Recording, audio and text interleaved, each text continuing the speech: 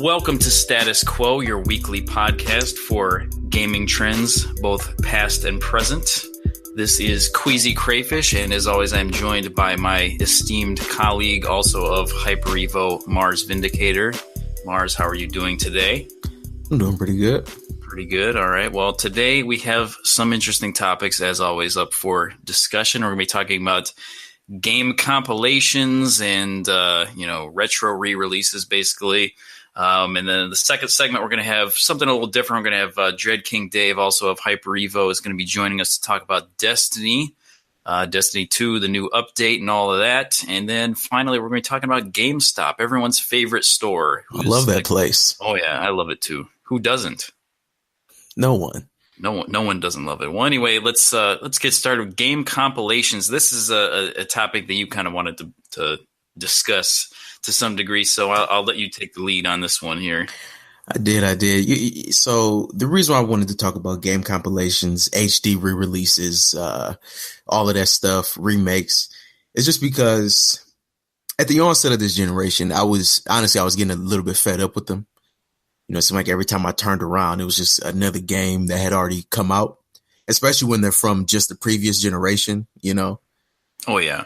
But as time has gone on, I've become pretty happy with them, especially like the wide variety of, game re-releases and kind of like retro revivals that we've been seeing lately.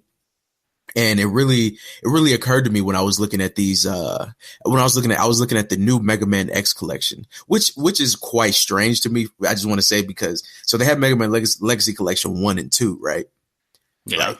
And they have like different games on them, but like now they're going to do Mega Man X Legacy Collection and they're releasing it at the same time, but they still have it divided into 1 and 2. That's just like really weird. Why not just call it Mega Man X Legacy Collection, Right. But anyways, I mean, it's like going to be on one thing. This is just kind of weird, but at the same time, no, it's dope that those games are coming out. And then it's dope that they're going to make the new Mega Man game. That like every Street Fighter game ever from before 4 is going to be coming out in another collection this month. I think that's a pretty awesome one. That one definitely is, because it'll be the first time we get the first 2 versions of Street Fighter 3, which everybody forgets because of how dope their strike is. But new generation and Second Impact are dope, and then we're going to get the Sega Genesis collection. We're getting a whole lot of things, and those are just those compilations. I mean, we got a remake of Shadow of the Colossus this year. Shenmue 1 and 2 is coming back out. Xbox has been going crazy with backwards compatibility.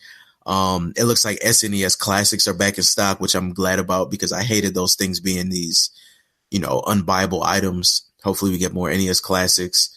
Sega has been they've like licensed out systems, and then they're going to try to make their own. You have even stuff with Sony doing the Crash and the Spyro remakes. The remakes, and then the backwards compatibility, if I didn't already say that, on the Xbox.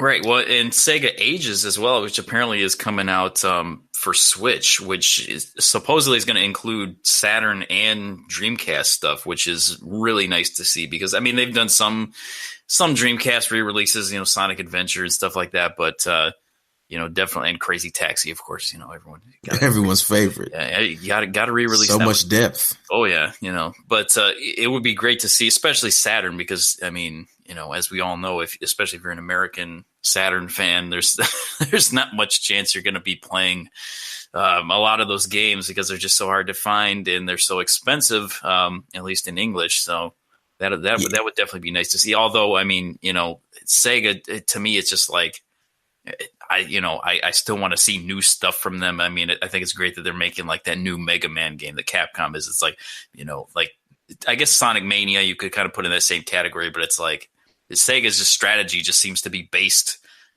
primarily around like re-releasing stuff sometimes, and it just gets kind of old. No, it most definitely does. It does get old. It's they do have Yakuza, and that's honestly about it. So I am hoping to get some more stuff, but at this point, especially being a Sega fan, I'll take what I can get. And so another thing too that I've noticed that's really been going on now is not only do we get these old school games, but they know with collectors, and so people like myself, for now, close to almost 2 decades now, I've been I play games on emulators and things like that. But, sitting in front of your PC, at your desk is much different than the experience that you would have in front of a TV. You're probably not using the original controller, et cetera, et cetera. So I appreciate the fact that even some companies are going as far as to try to recreate that entire experience, namely Xbox and Sega. So with Xbox, they just re-released, or they're about to re-release the Duke controller for the Xbox One. And so that'll be dope to play OG Xbox games with. And then Sega, I don't know if you remember earlier this year, I think it was at CES, they had those like USB, like I think Bluetooth or wireless controllers that they were coming out with, and actually whole new controllers for the systems themselves for the Genesis, Saturn, and the Dreamcast. Yes, so I did see that. I am betting on not only will we get this Genesis Classics collection, but there's going to be a Saturn one and there's going to be a Dreamcast one. And then we're also going to have USB controllers that'll be compatible with at least PC, but I'm hoping even with the new consoles themselves, the Xbox One and the PS4. That would be awesome. That would be a new way to do it as well. I mean, that's exactly, you know, it's kind of putting the feel of the old console in your hand without necessarily having to sell you like a whole, Genesis Classic, Saturn Classic, Dreamcast Classic or whatever. Exactly. Yeah. And you can still make use obviously of all the new technology. Cause that's one of the thing about those SNES classic systems. Like it's cool, but I just feel like it would be so much doper if, I could get, Mario Kart, Super Mario Kart, Mario Kart on the SNES, and then play that online using parties and headsets and all that stuff, Yeah, like absolutely. That would all be dope. And that's looking like what we're going to be able to do with this Sega collection, and then on top of that, if we could use the old school controllers as well, that'll just increase the experience, and so, what I've been noticing is that, I spent so much time and so much money on all this tech to, convert, old school systems to S-video and then convert that to HDMI so I can get all these systems hooked up. And, I'm glad I'll be very grateful if all I need to have hooked up are my current generation consoles, and Yeah, I can just take care of everything else, Yeah. One other interesting part of this, I think, too, is because, we're talking about mainly console stuff right now, but like Steam and good old games, good old GOG.com have done some pretty nice stuff with compiling old PC games as well. And I think that's pretty cool. I mean, you can get all the King's Quest games and like, these set packages and stuff like that. And I know on GOG.com, you can even search like specifically by year. Like you can go pre-2000 and just look and just bring up all these, ancient PC games. And PC gaming was so different back then from console gaming. So I think that it's cool that even that is getting some love as well. Right. And it definitely is, because one thing, when I go to the store and I find a used copy of, I don't know, Bushido Blade or whatever, I buy this and it's dope, but Square Enix sees none of that money, Yeah. And then on top of that, now, which a lot of people are complaining about is like, the prices are being driven up because everybody wants to go and, find Mario Kart and grab Nintendo stuff. I've even been, beat out by people at garage sales. Like, let me get this NES. I just recently wanted to get back into Mario and oh my God, and I could just imagine them buying that, playing Mario for 2 minutes, realizing it's old as shit and not as fun as they remember. And then they have it just sitting again. You know what I'm saying? Mm-hmm. And then them having to sell that. So I definitely like it better this way. Cause at the end of the day, I want to play the games. There are a few, cartridges. There are a few games that I want to have complete in box that I want to have in my collection for sure, without a doubt. But at the end of the day, what I want to do is play these things, So this makes it easy for people who just really want to play the games. And I think it'll kind of help, the market a little bit, so that, games like Sonic 2 aren't being driven up to like if I see a $20 Sonic 2 again, I'm going to, rip out the hair I don't have, Like, how in the hell is a pack-in game $20? You know, it's like this ubiquitous cartridge. So, well, yeah, I mean, but at the same time, I mean, if they're going to be re-releasing all this stuff, I mean, let the physical manifestation of that be worth something, and let these, let these compilations sell for cheap. I think that would be fine too. So if you want to collect the complete in-box, X, Y, and Z game, whatever, that might be cool to have, and as a collector's item. So it might be best of both worlds there. No, it most definitely is.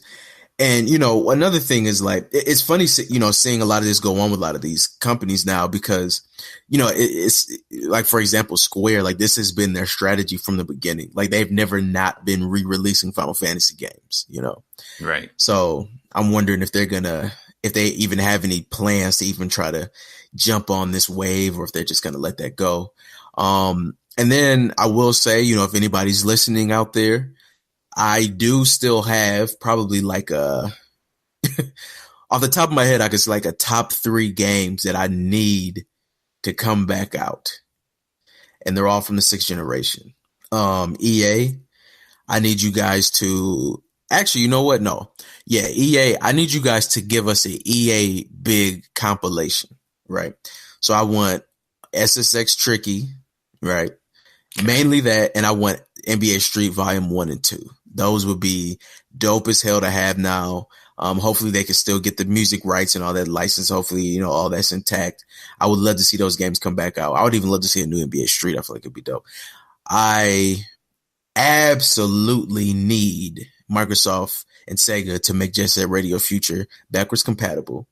That has to happen. It should happen. It was a pack-in game, so a lot of people have it. And it boggles my mind that this has not come back, considering all the stuff that Capcom does. But where in the hell is Onimusha? Where in the hell is Onimusha? I mean, they've re-released every Mega Man game and its mother. They put Resident Evil. I mean, like, it's crazy when I go to GameStop, which is funny because we'll talk about that store later. It's crazy when I go there and I literally see like Resident Evil 4, 5, 6, 7, all in separate boxes for the PlayStation 4. Like, that's absurd. Like, Resident Evil, this is a GameCube game, and y'all just have it put on PS4 like it's a brand new game, and I can't get Onimusha. We can't get Onimusha. Well, yeah, it's weird too that there hasn't been a new Onimusha game. I mean, with Neo and Ghost of Tsushima and all that stuff, becoming popular and kind of, feeding off of what Onimusha began, really. Right. It seems weird that there hasn't been some kind of announcement of some compilation or a new game or some new action on that front. So that is weird. Yeah, they need it. And I mean, and it's so crazy because they were going hard with that franchise. And I feel like that even helped to spawn Genji, And, absolutely. Yeah. They even had that like Onimusha, like Smash Bros, like fighting game that put the first one out on Xbox. I mean, yeah, it was crazy. So, but overall though, I can say that I am actually very pleased with the amount of games that are coming back out. And yeah, I mean, without a doubt, like, it's to the point where I can pretty much put all of my, like, honestly, like, consoles, like, I can pretty much put up everything that's pre PS3 at this point. You think so? I mean, yeah, honestly, yeah, because the only thing that's killing me is I wish I had confidence in finding a great backwards compatible PS3, like with PS2. I mean. Oh, yeah. If that were the case, everything would be done and it'd be HDMI. Because I mean, of course, there's going to be a few titles that I'm going to want to play that are, stragglers that aren't going to make it onto certain lists or whatever.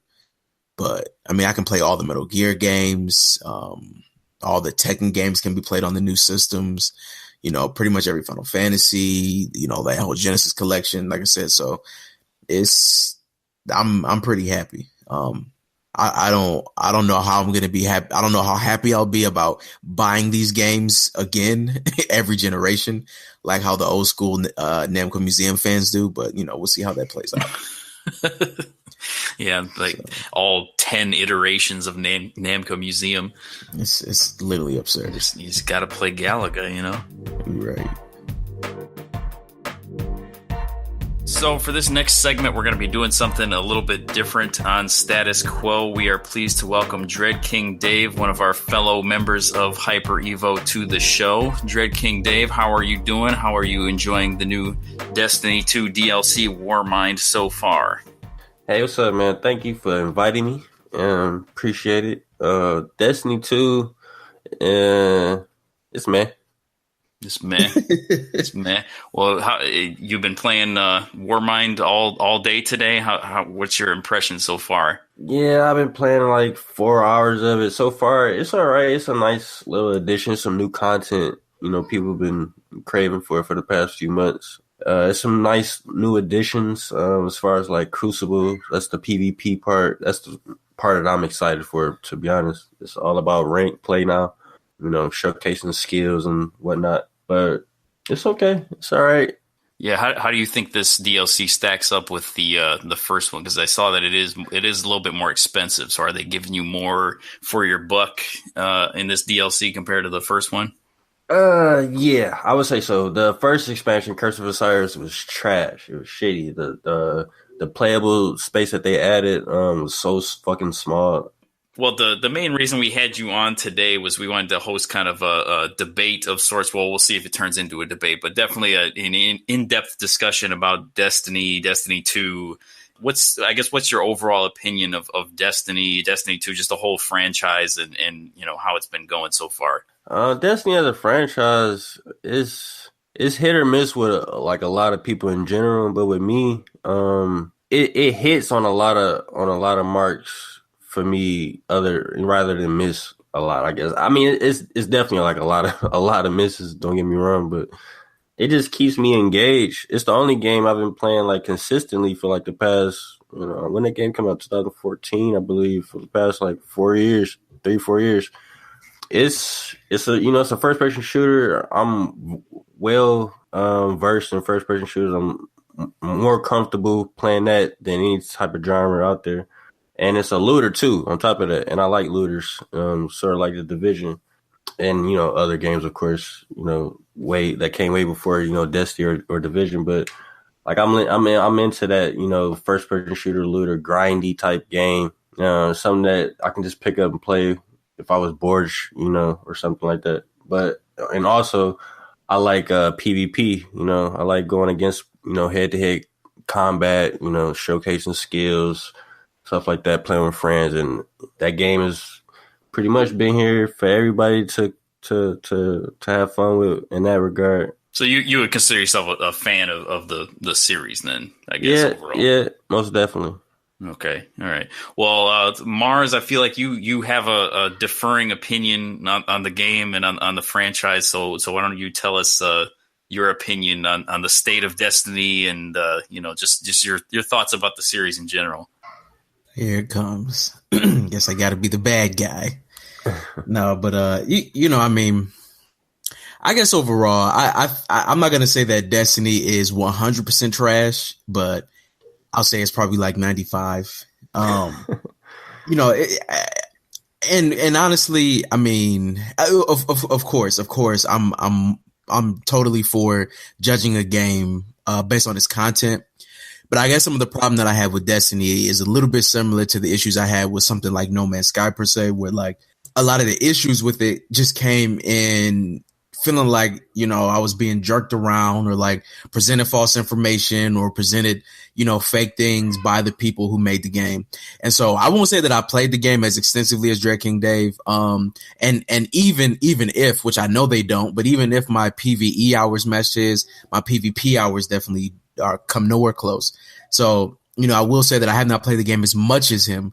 That said, though, I have put at least, probably 600 hours into the series. So it's not like I played it for a short amount of time, a short amount of average time, Just honestly, like just looking back on like Destiny, like as like the game itself, a lot of those hours I feel like were wasted. What I did enjoy was, playing it with the other guys in Hyper Evo for sure. I did make a couple friends. I enjoyed playing a game with those guys, you know, and it just so happened to be that was the game. But yeah, I guess, you know, that's kind of the thing. In terms of the game itself, to me, that has always felt kind of wasted because, and you know, maybe you can say this is unfair, but what I always was comparing Destiny to was a game that I played prior to it and after I got done playing even Destiny 2, which was Final Fantasy 14. And that was because it was, you know, even when it first came out, it was always, it's an MMO, it's an MMO, it's, you know, and maybe people don't call it that much now, but at the time, you know, there were just so many things that I was expecting and that I thought would be there, you know, with it calling itself an MMO. I mean, like you can't even trade items with other people, you know, and even in a game like Monster Hunter that doesn't call itself an MMO, you can still trade like basic items or, you know, give them to other people. So it seemed like there wasn't even like a really good, you know, set of features in the game to really even communicate with other players. It was kind of like you would just it was almost like if you didn't know anybody to play Destiny with, then you wouldn't be playing Destiny with anybody. And then they added all of this LFG, you know, looking for group, all of this stuff. And then you had the Grimoire cards. And so when Destiny first came out, they were saying how like they were going to have like this online aspect to it and the social aspect to it. But I was under the impression that it was going to be made by Bungie. You know what I'm saying? It was almost like all of the things that went around Destiny that you had to be a part of were like made by these outside sources. And like, while that was kind of cool, at the same time, it just felt kind of trash. I mean, he hit on a lot of points for sure. I mean, this game came out with all the high expectations that a game could have, I guess, and fell short. Period, flat out. But as time, you know, progressed and throughout the years, like Destiny 1 became like a great game, in my opinion. And it took time, yeah, and maybe that's not, you know, typical of games or the way games should be like made. And that's a fact, you know, for sure. But like games have been like, we've seen games in this generation they've had that type of format. That's how the games has been made, you know. But it's bittersweet with me with Destiny, man, because I love it and I I hate it. I hate it. But well, see now, okay. So now to kind of go off of that, see, I don't disagree with what you said about Destiny 1. I think the problem with Destiny is how it danced around in so many areas. So then the judgments that get put upon the game, maybe honestly sometimes aren't even warranted when you think about it, but they're there. So I'll give you an example. So the thing is like, okay, take for example. Oh, okay, yeah. Take an MMO for example, like Final Fantasy 11, right? Final Fantasy 14, or WoW, or pretty much any MMO. As time goes on, those games get updated, right? And so like they're never like taking things out of the game. Like for the, you know, they may change some things or whatever. Like but typically in those games, if some like nice feature is put into it, is there. So like what kind of happened is like from Destiny 1 to Destiny 2, all these great additions that they made, they totally took out of the game. You know, right. Yeah. Case, you know, one of the big ones was like was custom games. So like, you know, it seems kind of ridiculous to me that Destiny isn't like the top competitive FPS game out there. You know, if I feel like that should be like the one, like, oh, it's Destiny, but you can't even really do it good competitively because you can't even make a custom game, you know, and that kind of like boggles my mind why Activision isn't jumping on that. So yeah, so it's like, I understand how like with Street Fighter 4, they added all these characters, they added all this stuff, blah, blah, blah, blah, blah. And then when Street Fighter 5 came out, you kind of had this expectation, okay, yeah, it's a new game. So there's going to be a smaller roster again, and then they'll go back to building it up. Not saying that the 5 launch was perfect, but you kind of expected that because that's how games go when you add a new number. But with Destiny, like Destiny 2, it didn't come off like that. Like it came off like it was just going to be more improvements, like a drastic, you know, improvement that came on a disc. But instead it was like almost as little content as vanilla Destiny. You're right. And that's what angered a lot of fans, including me. And that's why I say I got this love-hate relationship with actually like with Bungie as a studio, as a developer, because it's frustrating. And, you know, as someone who stuck with Destiny, you know, throughout all the hardships And then they got to a point where it was a good game. It was a great game. And they just, gutted it, just to make a sequel, just to put 2 on the box. You know what I mean? It pissed people off. But well, and that's kind of one thing I wanted to get into too, is because I don't personally play Destiny. I have Destiny 1, but I didn't play it, that much. I just, maybe, I don't know, 20, 30 hours or something like that at most. But so from an outsider's perspective, to me, the interesting thing about these games is seeing the way the community and the developers seem to interact with each other, because it seems like a really negative experience, like for both sides, because the fans are constantly if you just search on YouTube, Destiny sucks or something, you're going to get hundreds of videos, and sometimes like hour-long videos about all the things wrong with the game and how Bungie is abusing their fans, and they're just out for money and they're greedy and this and that. But what's your opinion on kind of the relationship between like the community and the developers at this point? Well, to start with Destiny 1, the only reason why that game survived was because of the community. For some reason, like, it had this huge ass community and following, even though the game was was bad pretty much. And it was the only game out. Yeah. And it was a console. It went on PC, so everybody on console had this game, right? So that whole community was just console peasants. But the community now with Bungie, it's like a tirelessly frustration with this company, because it's like all this feedback that people have been given, and it's like they just don't hear it, or they try to come up with some like other like idea and just push it into the game, like that whole Eververse situation. That was terrible. That was a terrible idea.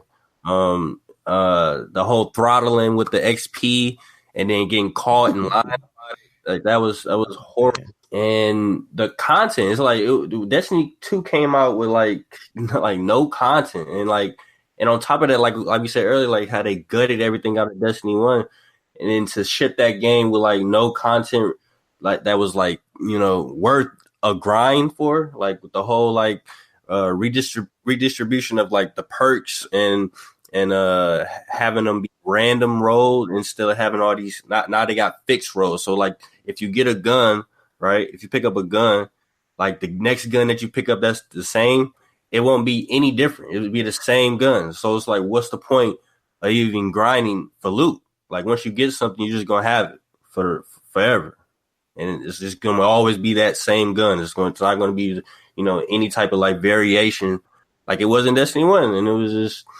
And then don't get me started with the whole weapon system. They changed the whole format from kinetic to energy to heavy slot, when it used to be just special and heavy. I can get to a whole tirade about all the bullshit that they just haven't been like paying attention to us voicing our feedback to. And I think now, especially with this update now with Warmind, I think now they've been trying to like get back into that, and because like if they don't, like this game is going to die, and not just the game. I feel like the franchise is going to die. People have been waiting for too long. It's been years, man. People have been giving this game years of like just waiting to see like if it's going to get better, and I think people are just tired of it. I'm definitely tired of it, But I keep giving, I give games a chance. I gave the Division a chance. I'm gonna give this game, all the chances in the world, because I do like this franchise, and I'm not the only one. Apparently, there's plenty, million.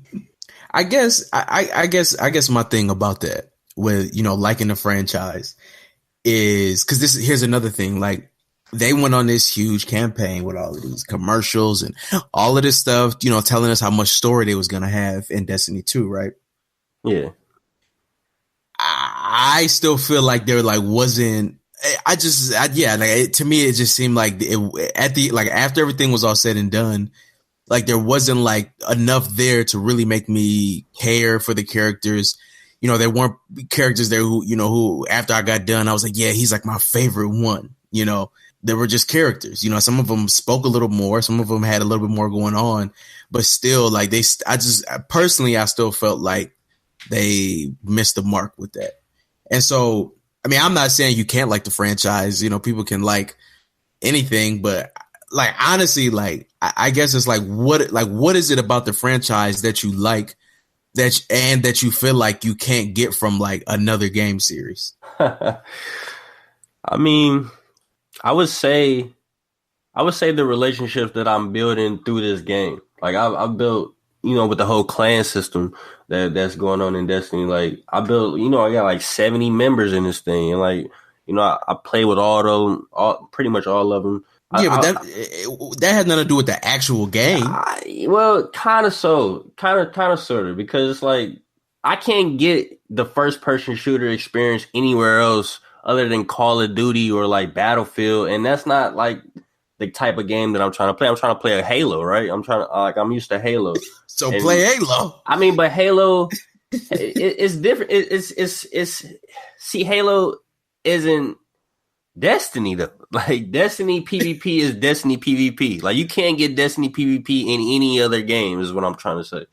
That's the only reason why I actually like play Destiny, to be honest, is for the PvP. I'm just a hardcore PvP player.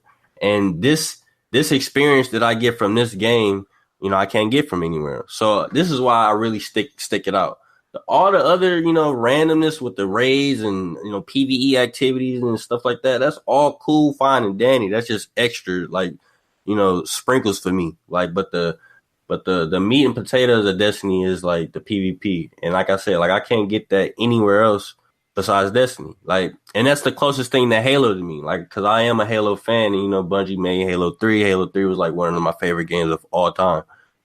So you feel like the core, shooting mechanics and just the core of the game of just FPS classic Halo style shooting is really, like that's the essential thing that's great about Destiny then, basically. Yeah, and all the flair, because you got all these like little abilities and stuff that, and supers and stuff like that. So it's like it's all the the weapon mechanics, the gunplay with all the flair and razzle dazzle with all the extraness. And it's like it's fun to watch. It's like it's not even like fun to play. Like I can watch somebody play Destiny PvP all day because I just like the way it looks. I like the way you can make plays, something like that. I like the way that I just like the way you can kick somebody's ass in this game. I just like that. It sounds like the MVC2 of first person shooters, like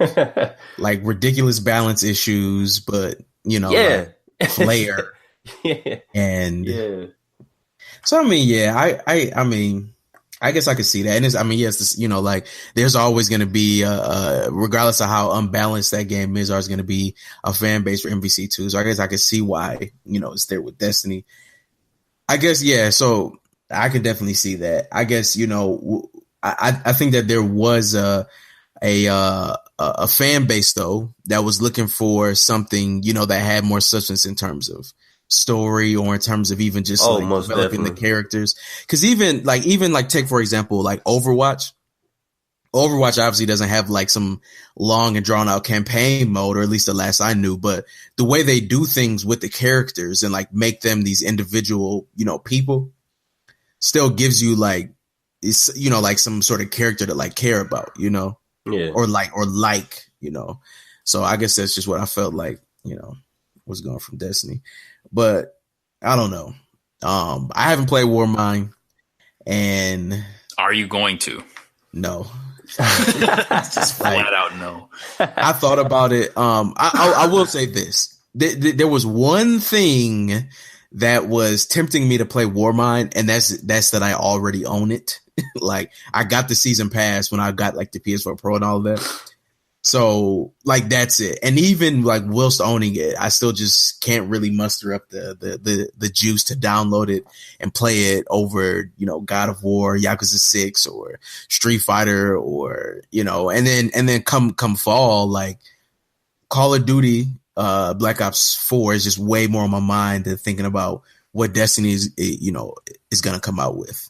So for me, like with Warmind, it's just, it's really like fanfare. I mean, like it was already scheduled to come out, of course, with the expansion pass back when you bought it. But like, right now with the little update that they came out with, beside it, they brought back private matches, the custom games. They brought back a couple more, a couple more exotics. They added some, customization with the emote. They added like quality of life changes that was needed for this game.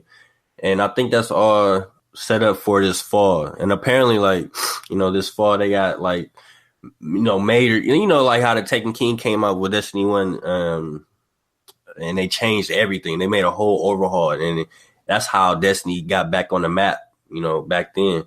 So apparently, like, that's their formula, I guess. That's how they see Destiny,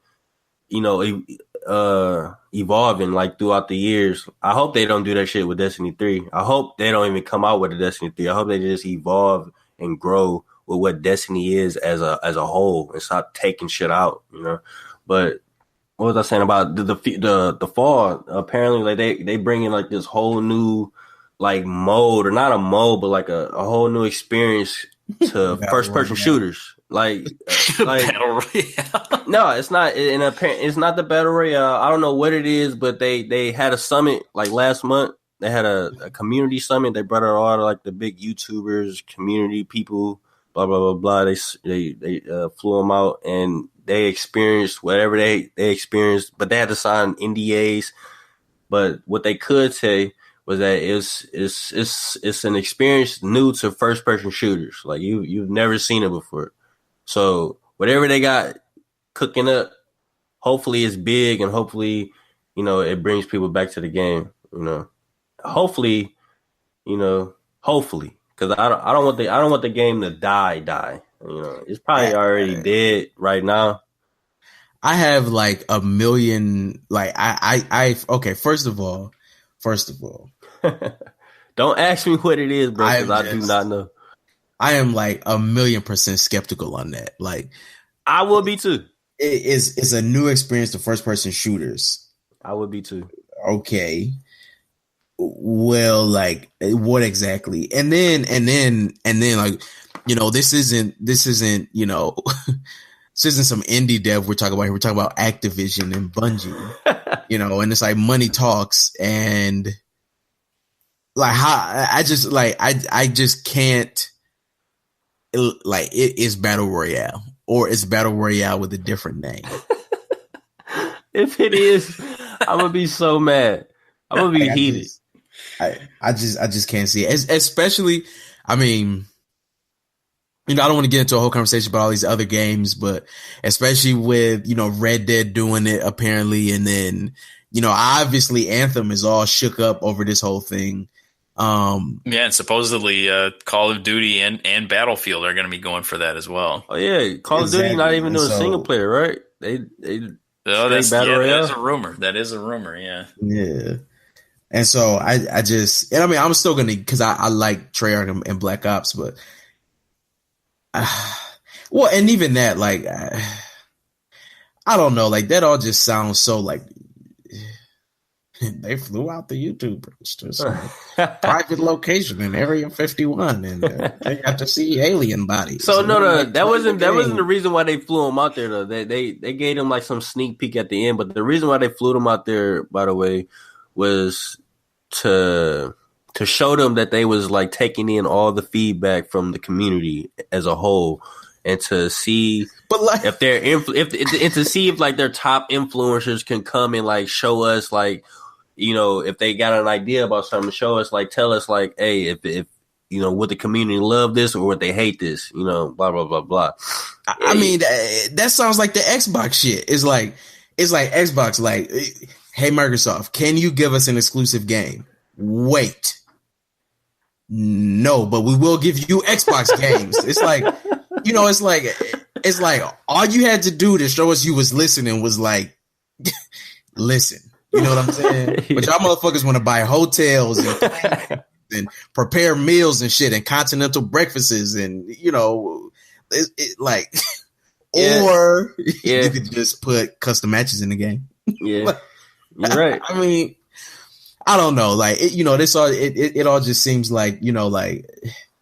Yeah, like it just exactly. It's like everything is like this huge spectacle, and that's what the issue with Destiny has always been. Of like, I feel like it's always been spectacle. I mean, they fucking got Peter Dinklage, the voice of Tyrion Lannister, to be in the game as a character, and then the game didn't even have a fucking story. So like, you take like basically the main character of like the most ridiculous story on TV, and then you put him in some shit that has no story. Probably to give the appearance that there is a story, and then later you redo all of his lines by somebody else. Like everything has just been like a big spectacle. Oh, did you hear they took off Tyrion Lannister from Destiny? Like, I don't care, motherfucker. Give me some game modes. It's like I don't know. It's like I hear you, bro. I hear you. Everything has to be with these games. Hate to sound like some gaming baby boomer. But it's like everything is. All this damn spectacle, like flying people out and shit. What? Like, just put more planets in it. Like, I would have been satisfied if they just left all the old planets in the game and just put more of them in. You know what? That's what I used to think. Like, why did they make a sequel? Right? Like, why not just make it? Why doesn't just make like this super big expansion? Like just. And just keep everything else. Keep everything the way it is, right? And then just expand on what you already have. Like just make this big world. You know what I mean? That's all they had to do. All they had to do was make, 1 million random guns for PvP, and then just let people trade them or shit like that. You know what I'm saying? Like, for PvE, and then you could easily just have.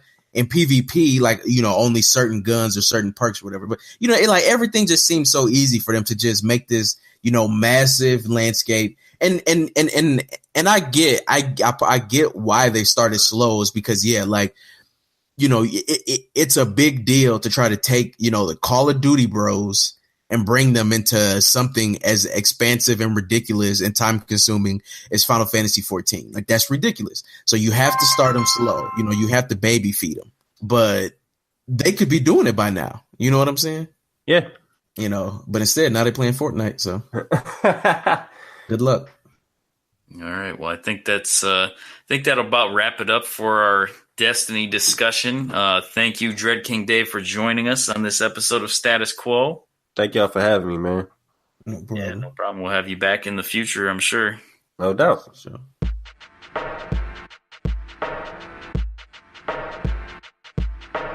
Our last topic for today is GameStop, everyone's favorite store, as I said earlier. Every gamer's favorite paradise. GameStop, I mean, I'm not a regular GameStop customer, and I never really have been. And I just don't care for like the atmosphere in there. I mean, just because everyone knows like the stereotypical GameStop employee who's, they're on you as soon as you walk in the door and they think they know everything, and or either that or they talk down to you like you don't know anything about games, like they're talking to some 45-year-old mother buying games for her kids or whatever. And just, I've had bad experiences there. My cousin was actually a manager at GameStop, and he was fired for like seemingly no reason. It was something like something wasn't marked correctly on the shelf or something, and then they just like terminated him. And so I thought that was really weird. And then one time, I know you might remember this story. I don't know, but there was I don't remember what game it was either. There was some game that you wanted, and we drove there after school, and you like sent me in with the money because like neither of us were old enough to buy, neither of us were 17 to buy M-rated games, but I was like almost 17. It was like 4 days before my birthday or something like that.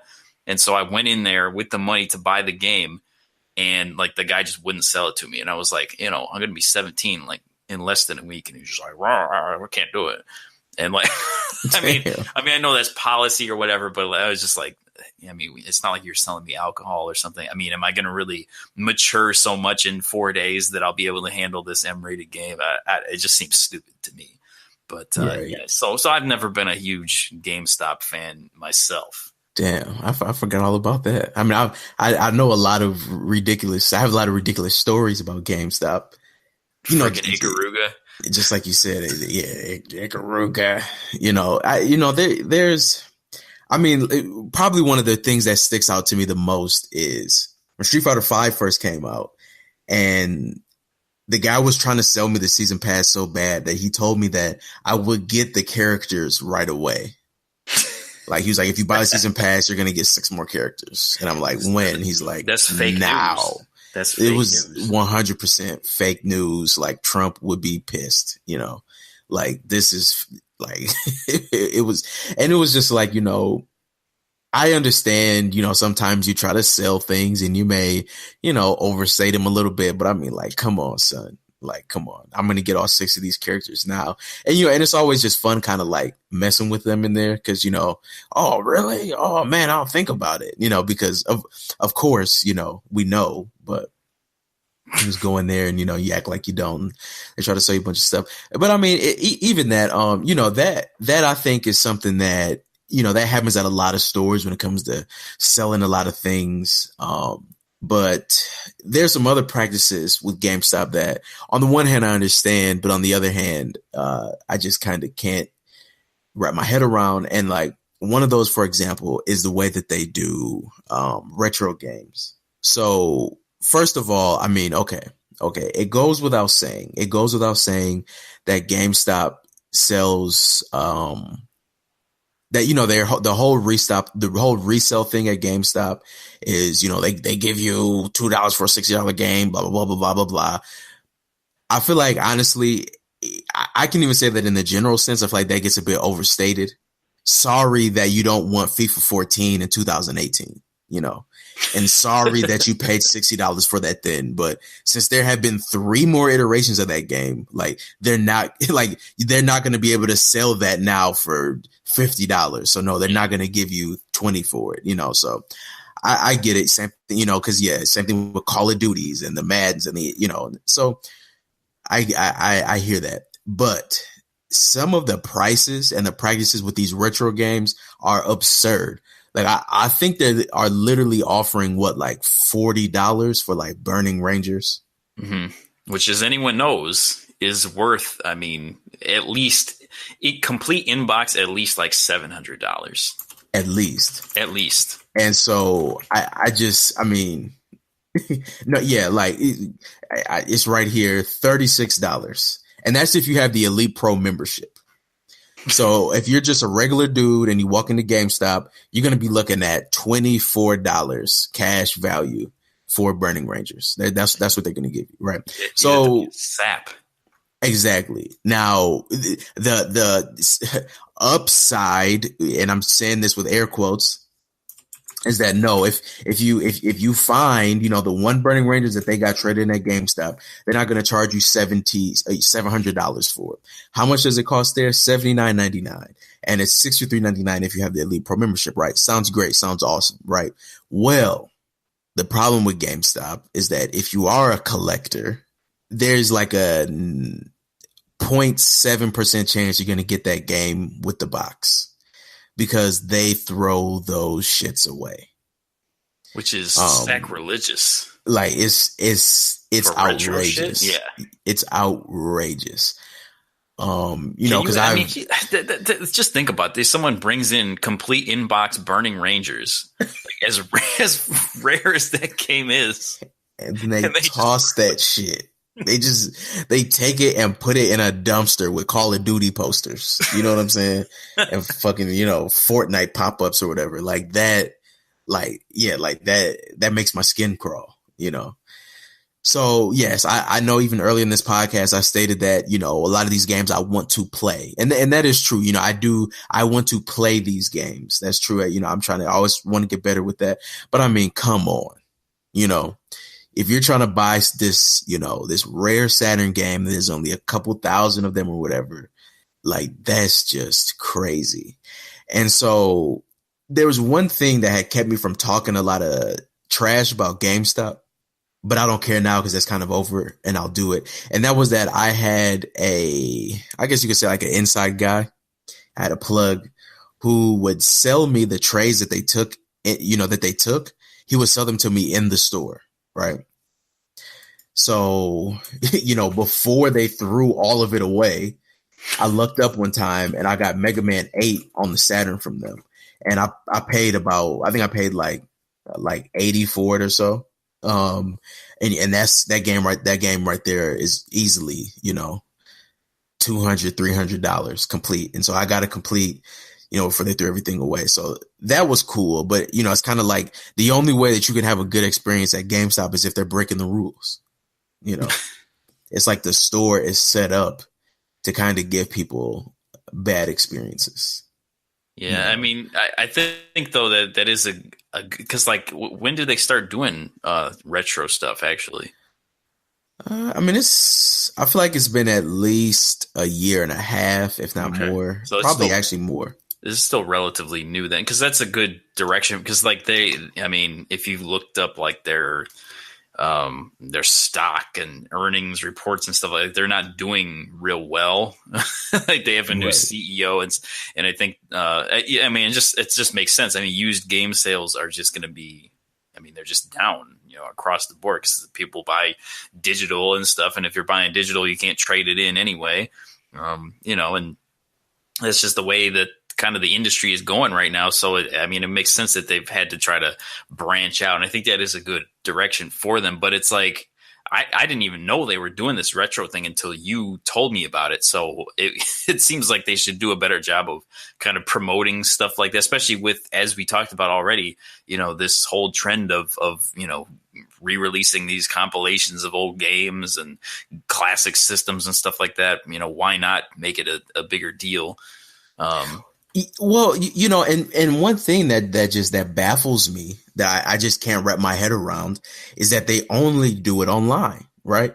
Now, I can kind of understand some of the things that go into that. For example, like there may be rules with companies about shelf space and how our games are displayed. And I know that Nintendo gets after them. I've heard, all types of things about, about all of that stuff. And, certain companies want it to be, this and that. And then, so yes, it would be outrageous to now go and try to make display spaces for Dreamcast, Game Boy Advance, PlayStation, Nintendo 64, Sega Saturn, Genesis, Super Nintendo, GameCube, like I get that would be ridiculous. But at the same time, I just really wonder if there was no kind of possible way that they could have just worked in being able to display, 2 or 3 games in the store at a time. And of course, that the purpose of that wouldn't necessarily be to, display the games and sell them as much as it would be to like show people that they have them, Right. Because a lot of times you only see that there'll be like some little ad for it at like the checkout. And by the time you're, getting done and ready to check out, you're probably not paying attention.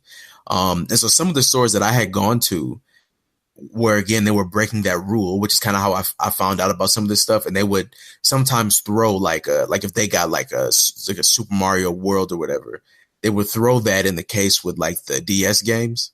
Mm-hmm. So then you see that and be like, oh, damn, do you guys have more of this? And like literally, that literally happened one time. And then I asked them, if they had more stuff they had taken it in trades. And the dude had a damn Hyperstone Heist. You know what I'm saying? On the Sega Genesis, Teenage Mutant Ninja Turtles game. So, I was able to come out with a, nice little cartridge. I don't mind buying cartridges without the cases because it's a cartridge. It like already has a case on it. But, not for... Because you can even display cartridges without the case. You can't display Sega Saturn games. You can't line those up on the shelf. So yeah, it just seems a bit crazy to me that they don't put something out there to make people see that they have these games. Yeah. Also crazy is that, which again I kind of understand because of the sheer volume of the games, but they are not doing PS2. No PS2, no PSP. But pretty much every other console from like the big four. I saw that Xbox and GameCube and all that stuff. Yeah, I mean, regrettably, there's no Virtua Boy. Oh God. Oh. And no Master System. Kill me now. No Jaguar. Right. Well, they're not even in the big four. Atari. Who? No, we're just joking. That's disrespectful. But outside of that though, GameStop it's kind of like this love-hate thing with me with them. They do offer decent deals from time to time. Don't trade in your games on a regular day. Save them, look at the prices, and wait till they offer coupons, and you'll be good. And then also get your points, get your coupons if you buy games a lot.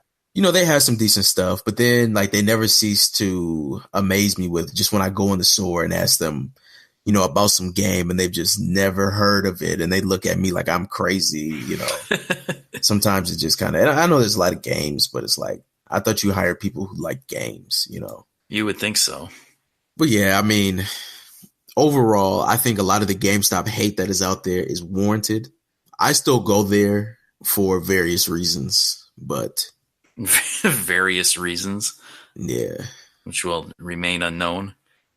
Oh, well, I mean, for one, it's like the only, like, there's not even like a decent retro game store where I live, or like in my like immediate area. If I travel a bit closer to like the inner city, I can find something like in my immediate area.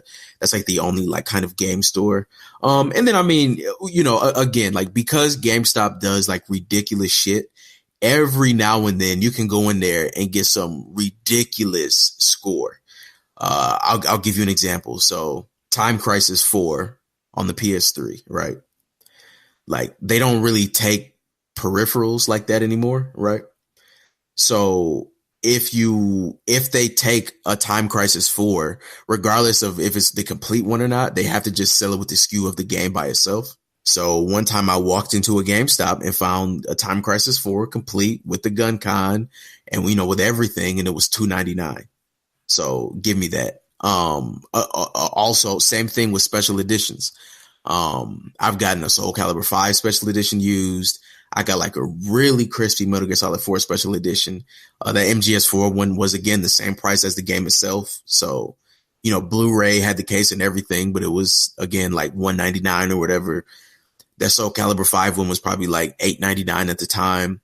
So, because of how ridiculous their policies are, sometimes, if someone has traded something ridiculous in, then you can get something ridiculous for cheap, and I live for those finds, and every now and then I find them. And that too, I think in general, GameStop prices a lot of their games as like the disc by itself, So like Yakuza 3, for example, like that game is extremely rare, and it costs as much as a brand new game right now, if not more. But if someone was to bring that to a GameStop, they're going to sell it to you for $30, And if they have the case in the store, then you walk out with a steal.